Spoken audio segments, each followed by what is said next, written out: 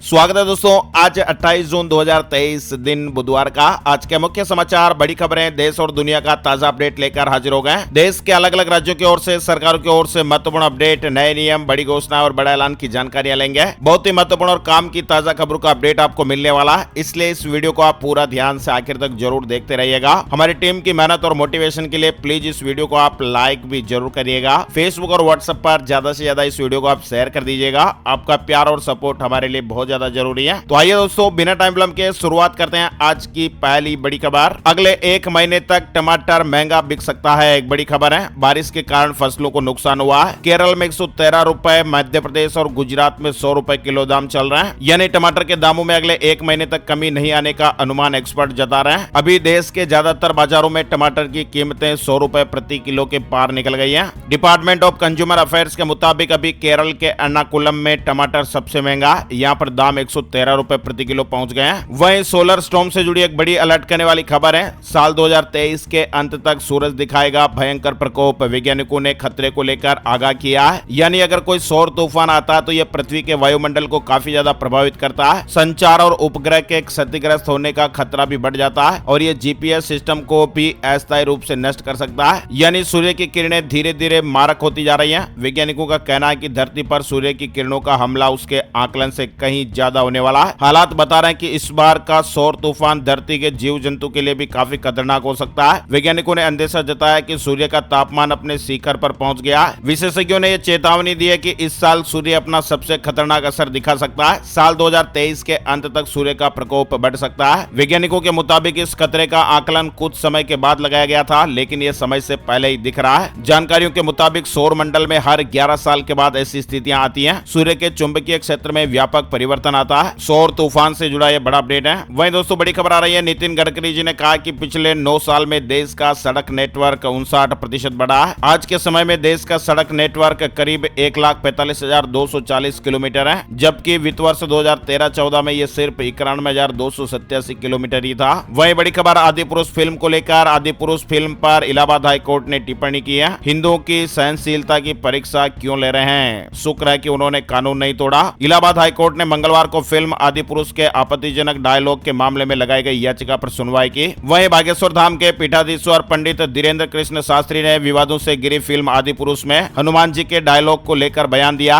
उन्होंने कहा कि फिल्म बनाने वालों को तो वीर बजरंग बली ही बचा है। दरअसल इस फिल्म के मेकर्स ने फिल्म के वो संवाद बदल दिए जिन्हें लेकर फिल्म रिलीज के बाद से ही विवाद हो रहे थे। और तो और दोस्तों, इस फिल्म को लेकर अब सुप्रीम कोर्ट में भी याचिका दायर की गई है। फिल्म आदि पुरुष 16 जून को रिलीज हुई थी और जब से ही फिल्म रिलीज हुए तब से ये विवादों में है और इसी बीच अब इस फिल्म को बैन करने का मामला अब सुप्रीम कोर्ट पहुंच गया है। वहीं आपको बता दें, रामानंद सागर की रामायण अब 3 जुलाई से टीवी पर प्रसारित होने वाली है। आदि पुरुष आलोचना के बाद यह फैसला लिया गया है। Shimaro.tv ने यह घोषणा की है कि चैनल पर पौराणिक शो रामायण 3 जुलाई से प्रसारित होना शुरू होगा। 3 जुलाई से हर शाम 7:30 बजे रामायण। वही दोस्तों, अपडेट खबर आ रही है। Bank of Maharashtra, axis bank समेत 10 बैंकों पर रिजर्व बैंक ऑफ इंडिया ने भारी भरकम जुर्माना लगाया है। रिजर्व बैंक ऑफ इंडिया ने नियमों की अनदेखी करने पर इन बैंकों पर यह जुर्माना लगाया। वहीं 27 जून से हमेशा के लिए बंद हुआ यह बैंक आरबीआई ने बैंक का लाइसेंस रद्द कर दिया है। ग्राहकों पर इसका असर पड़ेगा। आपको बता दें, आरबीआई ने कर्नाटक स्थित महालक्ष्मी सहकारी बैंक के बैंकिंग लाइसेंस को रद्द कर दिया है। अब यह बैंक सिर्फ नॉन बैंकिंग फाइनेंस कंपनी की तरह काम करेगा। वहीं चीन से कोई मिलिट्री एग्रीमेंट नहीं करेगा श्रीलंका। प्रेसिडेंट ने कहा, हमारे देश का इस्तेमाल भारत के खिलाफ नहीं होने देंगे, जल्द ही इकोनॉमी सुधरेगी। श्रीलंका के राष्ट्रपति रानिल विक्रमसिंघे ने कहा कि उनके देश का इस्तेमाल कभी भी भारत के खिलाफ नहीं किया जा सकेगा। ब्रिटेन और फ्रांस के दौरे पर रवाना होने से पहले रानिल ने कहा, इस बात में किसी को कोई शक नहीं होना चाहिए कि हम चीन से कभी मिलिट्री एग्रीमेंट नहीं करेंगे। विक्रमसिंघे ने एक इंटरव्यू में कहा कि चीन और श्रीलंका के रिश्ते मजबूत हैं, लेकिन हम ये भी साफ कर देना चाहते हैं कि हमारे देश में चीन का कोई भी मिलिट्री बेस नहीं है और नहीं होगा।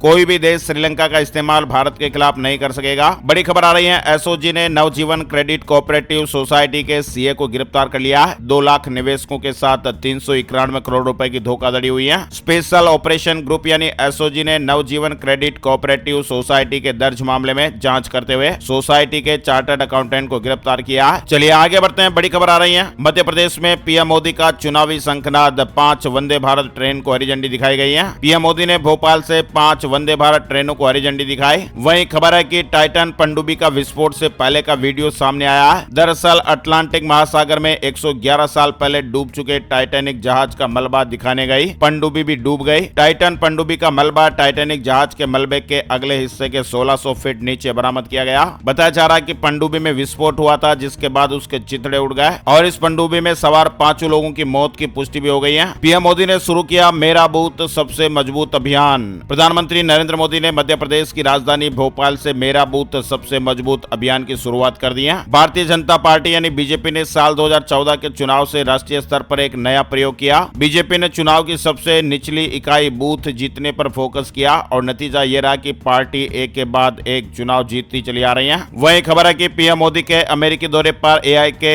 ऐलान से ही चीन सहम गया है, भरोसे की दुहाई देने लगा। अमेरिका इंडिया यानी एआई की गहराती दोस्ती से चीन हताशा में चला गया है। सोमवार को एक बयान में चीन ने क्षेत्रीय देशों के बीच आपसी विश्वास की दुहाई दी है। वहीं किसान भाइयों के लिए बड़ी जरूरी खबर सामने आ रही है। राजस्थान को लेकर 30 जून तक बकाया ऋण नहीं चुकाया तो सरकार नहीं देगी अनुदान, किसानों को ही देना पड़ेगा ब्याज। दी गंगानगर केंद्रीय सहकारी बैंक की ओर से सहकारी समितियों के जरिए पूर्व में वितरित अल्पकालीन ऋण की वसूली के लिए 30 जून तक का समय दिया गया है। 30 जून से पहले बकाया ऋण जमा करवाने वाले किसानों को ब्याज मुक्त ऋण का लाभ पुनः मिल सकेगा। ऐसे किसानों के ब्याज का अनुदान राज्य सरकार की तरफ से दिया जाएगा। वहीं अपडेट खबर रेसलर्स वर्सेज ब्रिजभूषण सिंह, 1 जुलाई से चार्जशीट पर बहस होगी। कोर्ट ने कहा कि लंबा है आरोप पत्र, कुछ दिन विचार करने दिया जाए। वहीं अमेरिका में 20 साल बाद फिर से मलेरिया लौट आया है, यानी अमेरिका के फ्लोरिडा और टेक्सास जैसे शहरों में करीब 20 साल बाद अचानक मलेरिया के 5 मामले सामने आए हैं। वहीं मध्य प्रदेश से जुड़ी बड़ी खबर, अब मध्य प्रदेश में कलेक्टर कर सकेंगे ये बड़ी कार्रवाई। 1 जुलाई 2023 से मध्य प्रदेश में कलेक्टरों की पावर और बढ़ जाएगी। कलेक्टरों को एक बड़ा अधिकार मिलने जा रहा है। कलेक्टर ये कार्रवाई 1 जुलाई 2023 से 30 सितंबर 2023 तक राष्ट्रीय सुरक्षा अधिनियम के तहत कर सकेंगे, जो प्रदेश की सुरक्षा व्यवस्था के लिहाज से महत्वपूर्ण मानी जा रही है। दरअसल मध्य प्रदेश में कलेक्टरों को अब एनएसए की कार्रवाई करने का अधिकार मिल गया है। एमपी के कलेक्टरों को एनएसए के तहत कार्रवाई करने का पूरा अधिकार रहेगा। हालांकि कलेक्टर ये कार्रवाई 1 जुलाई 2023 से 30 सितंबर 2023 तक के बीच में राष्ट्रीय सुरक्षा अधिनियम के तहत कर सकेंगे। सुरक्षा व्यवस्था बनाए रखना जरूरी है। दरअसल ये एनएसए क्या होता है, एनएसए की कार्रवाई के तहत क्या किया जाता है, तो आपको बता दें एनएसए जिसे नेशनल सिक्योरिटी एक्ट या फिर राष्ट्रीय सुरक्षा कानून यानी रासुका कहा जाता है, और यह एक ऐसा कानून होता है जिसके तहत किसी भी व्यक्ति से अगर कोई खास खतरा सामने आता है तो उसे तुरंत हिरासत में लिया जा सकता है। वह बड़ी खबर, बंगाल, गुजरात और गोवा की 10 राज्यसभा सीटों पर 24 जुलाई को राज्यसभा चुनाव होंगे। वोटों की गिनती इसी दिन शाम 5 बजे शुरू होगी। वहीं उत्तर पश्चिमी राज्यों में 12 गुना तक ज्यादा बारिश देखी गई है। 2 दिनों में 8 राज्यों के 33 लोगों की मौत भी हो गई है। हिमाचल प्रदेश में अगले 5 दिन भारी बारिश का अलर्ट जारी किया गया है। कुछ दिनों की सुस्ती के बाद मानसून लगभग पूरे उत्तर और उत्तर पश्चिम भारत में पहुंच गया है। बड़ी खबर आ रही है, चीन के बाद अब मुस्लिमों को लेकर सख्त हुआ इटली। धर्म परिवर्तन और मस्जिदों के बाहर नमाज पढ़ने पर बैन लगेगा। इटली में सरकार ने मस्जिदों के बाहर मुस्लिम प्रार्थना स्थलों पर बैन लगाने के लिए एक मसौदा कानून बनाया है, जिसको लेकर विवाद भी शुरू हो गया।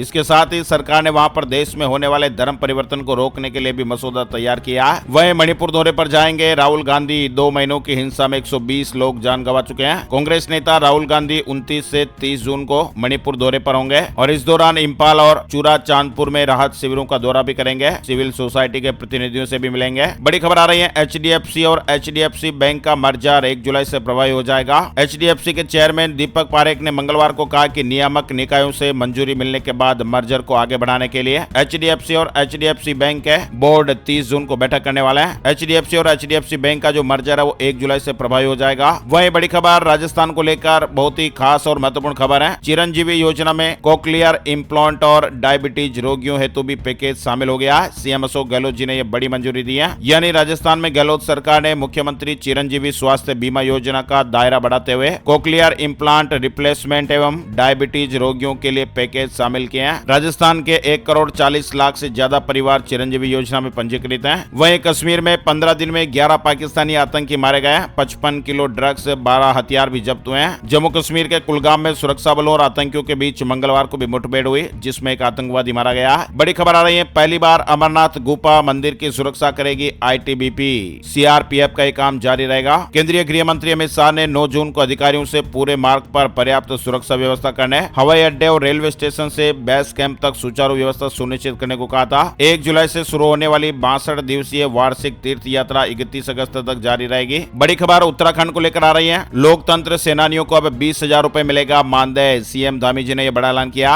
देश में आपातकाल की खिलाफत के दौरान जेल में रहे रहे लोकतंत्र सेनानियों को राज्य सरकार अब प्रति महीने 20,000 रुपए मानदेय देगी। वहीं एनसीआर को एक और मेट्रो प्रोजेक्ट का तोहफा मिलने वाला, 4,320 करोड़ रुपए खर्च होंगे। Ballabhgarh Palwal metro rail connectivity के लिए सर्वे का काम शुरू हो गया। वहीं ससुराल में रह रही विवाहित बेटी पिता पर आश्रित नहीं, मोटर वाहन क्लेम के मामले में हाई कोर्ट की यह महत्वपूर्ण टिप्पणी। कोर्ट ने कहा कि ससुराल में रह रही विवाहित बेटी पिता पर आश्रित नहीं है। हाई कोर्ट ने मोटर वाहन क्लेम ट्रिब्यूनल नारनौल के फैसले पर मोहर लगाते हुए बेटी का मुआवजे पर दावा खारिज कर दिया है। वहीं गूगल ने बदला एंड्रॉइड का लोगो, अब आपको इस तरह से नजर आएगा। एंड्रॉइड के नए लोगो को आइकॉनिक ग्रीन रोबोट के 3D वर्जन के साथ पेश किया गया है। गूगल ने एंड्रॉइड के ए को कैपिटल लेटर में लिखा है। इसके अलावा गूगल ने अपडेटेड लोगो में और भी अपडेट के संकेत दिए हैं। आईसीसी क्रिकेट वर्ल्ड कप 2023 धर्मशाला में खेले जाएंगे 5 मुकाबले। 22 अक्टूबर को इंडिया और न्यूजीलैंड की टीमें भिड़ेंगी। वहीं हरियाणा में बिजली मंत्री की लोगों से अपील, बिल जमा न करने पर कनेक्शन कटने के फेक मैसेज से सावधान रहें, सतर्क रहें। टोल फ्री नंबर भी जारी हो गया है। दरअसल हरियाणा में इन दिनों साइबर ठगों के मैसेज के कारण बिजली विभाग में हड़कंप मचा हुआ है। ठग राज्य के बिजली उपभोक्ताओं को बिजली कटने, बिल जमा करो जैसे फेक मैसेज भेज रहे हैं और इन्हें क्लिक करते ही उपभोक्ताओं के पैसे कट रहे हैं। वहीं सुप्रीम कोर्ट पहुंचा अतीक अहमद और अशरफ की हत्या का मामला, बहन नूरी ने याचिका दाखिल की है। हरियाणा ग्रुप डी भर्ती आवेदन की तारीख बढ़ गई है, 6 जुलाई तक अब अप्लाई करने का मौका मिलेगा। वहीं फर्जी वेब सीरीज देखकर 2,000 रुपए के नकली नोटों की छपाई, दिल्ली एनसीआर और पंजाब में सप्लाई करते थे। दरअसल दिल्ली और आसपास के इलाकों समेत पंजाब और उत्तर प्रदेश में 2,000 रुपए के नकली नोट सर्कुलेट होने की जानकारी मिल रही थी। इनपुट मिलने पर दिल्ली पुलिस ने इस गैंग के बारे में सटीक जानकारियां जुटाना शुरू किया और फिर यह पता चला कि यह मॉड्यूल उत्तर प्रदेश के कैराना से काम कर रहा है। पुलिस ने आरोपियों के पास से 5,50,000 रुपए मूल्य के जाली नोट बरामद किए हैं। वहीं हरियाणा में पुलिस कर्मचारियों के लिए खुशखबरी आई है, 400 रुपए मोबाइल भत्ता किया गया है। मुंशियों को मेहमानों के लिए 3,000 महीना मिलेंगे। पुलिस के साथ जन संवाद के दौरान पुलिस कर्मचारियों के लिए 400 रुपए तक मासिक मोबाइल भत्ता देने का ऐलान किया गया है। वहीं बड़ी खबर आ रही है, बिहार में शिक्षक बनने के लिए बिहारी होना जरूरी नहीं, शिक्षक नियुक्ति की नई नियमावली में बदलाव हुआ है। वहीं पंजाब रोडवेज कर्मचारियों की हड़ताल खत्म हो गई है। सीएम मान ने दिया 10 जुलाई को मीटिंग का टाइम। पंजाब में रोडवेज के ड्राइवर और कंडक्टरों की हड़ताल खत्म हो गई है।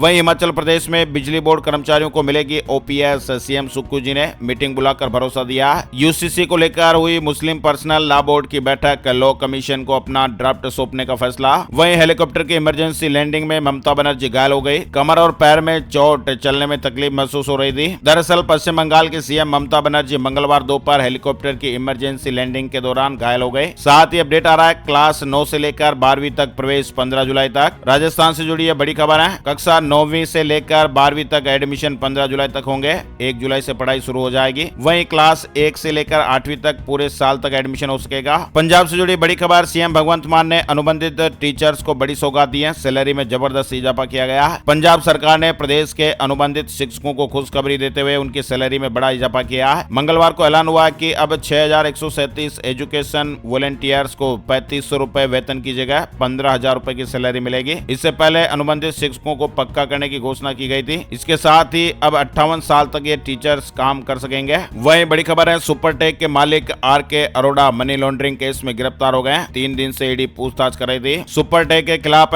ईडी ने मंगलवार को बड़ी कार्रवाई करते हुए ग्रुप के चेयरमैन आर.के. अरोड़ा को दिल्ली स्थित ऑफिस में गिरफ्तार कर लिया। वहीं मध्य प्रदेश में उपभोक्ताओं को सस्ती बिजली देने के लिए सरकार 24,000 करोड़ रुपए अनुदान देगी। मध्य प्रदेश में घरेलू उपभोक्ताओं और किसानों को बिजली की दरों में दी जाने वाली छूट से विद्युत वितरण कंपनियों को होने वाले नुकसान की भरपाई सरकार अनुदान के रूप में करेगी। वहीं 10 लाख में दिल्ली में डीडीए फ्लैट 3 दिन बाद शुरू होंगे रजिस्ट्रेशन। दरअसल ईडब्ल्यूएस फ्लैट्स की कीमत 10 से लेकर 13 लाख रुपए के बीच हो सकती है। डीडीए अपने चौथे चरण की आवास योजना के लिए 30 जून से रजिस्ट्रेशन शुरू करेगा। ऑनलाइन तरीके से पहले आओ पहले पाओ के आधार पर फ्लैट की बुकिंग होगी। अब बात कर लेते हैं दोस्तों gold price today, silver price today, सोने चांदी के रेट अपडेट। सोना सस्ता हुआ, चांदी की कीमत में उछाल देखा गया। मंगलवार सुबह सोने का भाव 58,521 रुपए प्रति 10 ग्राम पर रहा। वहीं चांदी का भाव 69,695 रुपए प्रति किलोग्राम पर रहा है। अब बात कर लेते हैं दोस्तों वेदर न्यूज एंड एनालिसिस में संपूर्ण भारत का आज 28 जून 2023 का मौसम पूर्वानुमान। मौसम की जानकारी का ताजा अपडेट आ गया। स्काईमेट वेदर अपडेट के मुताबिक अगले 24 घंटों के दौरान मध्य प्रदेश, छत्तीसगढ़ के कुछ इलाके, पूर्वी राजस्थान, विदर्भ, कोंकण और गोवा, गुजरात क्षेत्र, उप हिमालय, पश्चिम बंगाल और सिक्किम में मध्यम से भारी बारिश की उम्मीद है। वहीं पूर्वोत्तर बिहार, केरल, तटीय कर्नाटक और लक्षद्वीप में भी हल्की से मध्यम बारिश के साथ ही कुछ स्थानों पर भारी बरसात भी हो सकती है। इसके अलावा उत्तर पूर्व भारत, झारखंड, गंगेय पश्चिम बंगाल, उड़ीसा, बिहार के कुछ इलाके, अंडमान और निकोबार द्वीप समूह, मराठवाड़ा, मध्य महाराष्ट्र, सौराष्ट्र और कच्छ आज उत्तराखंड, हिमाचल प्रदेश, जम्मू कश्मीर, पंजाब, हरियाणा, दिल्ली और उत्तर पश्चिमी राजस्थान में भी हल्की से मध्यम बरसात हो सकती है। इसके अलावा तमिलनाडु, रायलसीमा, तटीय आंध्र प्रदेश और उत्तर प्रदेश में भी हल्की बारिश होने का अनुमान है। आज के मुख्य समाचार अपडेट में फिलहाल बस इतनी खबरें। दोस्तों, अगर आपको हमारा ये प्रयास अच्छा लगा तो प्लीज इस वीडियो को आप लाइक जरूर करिएगा। फेसबुक और व्हाट्सएप पर अपने दोस्तों और मित्रों के साथ भी ज्यादा से ज्यादा इस वीडियो को शेयर कर दीजिएगा। Thank you, take care, good bye, जय हिंद, जय भारत, वंदे मातरम।